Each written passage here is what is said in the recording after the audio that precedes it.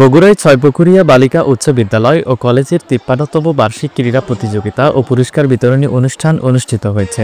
বৃহস্পতিবার সকালে অধ্যক্ষ মোসাম্মদ আইনুন নাহারের সভাপতিত্বে জাতীয় পতাকা উত্তোলন, বেলুন ও কবুতর উড়িয়ে অনুষ্ঠানের উদ্বোধন করেন বগুড়া জেলা শিক্ষা অফিসার রমজান আলী আখন্দ। তিনি বলেন, খেলাধুলা শিক্ষার একটি অংশ, এজন্য শিক্ষার পাশাপাশি সুস্থ থাকতে শিক্ষার্থীদের প্রতিদিন অন্তত ১ ঘন্টা করে খেলাধুলা করতেই হবে। খেলাধুলা শিক্ষার একটি অংশ, যাদের মধ্যে শরীরের মন আত্মার উন্নয়ন ঘটে, একসাথে কাজ করার সামর্থ্য দেয়, শক্তি যোগায়, প্রেরণা যোগায়। এই জন্য খেলাধুলা একটা খুব গুরুত্বপূর্ণ বিষয়।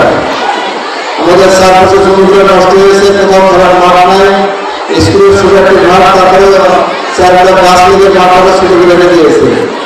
কাজে খেলাধুলা তোমাদের করতে হবে, প্রতিদিন ১ ঘন্টা শরীর চর্চা করতে হবে। তোমাদের ক্ষুধা লাগবে, তোমরা খাওয়া বেশি বাড়বে, তোমরা ধীরে ধীরে স্মার্ট বড় হবে। আমরা বড় হতে পারবো, তোমাদের বড় হওয়া দরকার। বড় হলে বড় একটা বড় এবং এটা আমাদের প্রয়োজন। তোমাদের দৃষ্টিশক্তি ভালো থাকবে, শরীর ভালো থাকবে, মন ভালো থাকবে, লেখানোর প্রতি আগ্রহ সৃষ্টি হবে। আর সারাদিন ঘরে বসে মোবাইল চালানো, টিভি দেখা, একটা ঘরের মধ্যে সময় কাটানো, এটা খুব একটা দুর্নীতি সহজ জীবন। এই জীবন আমাদের কাম না।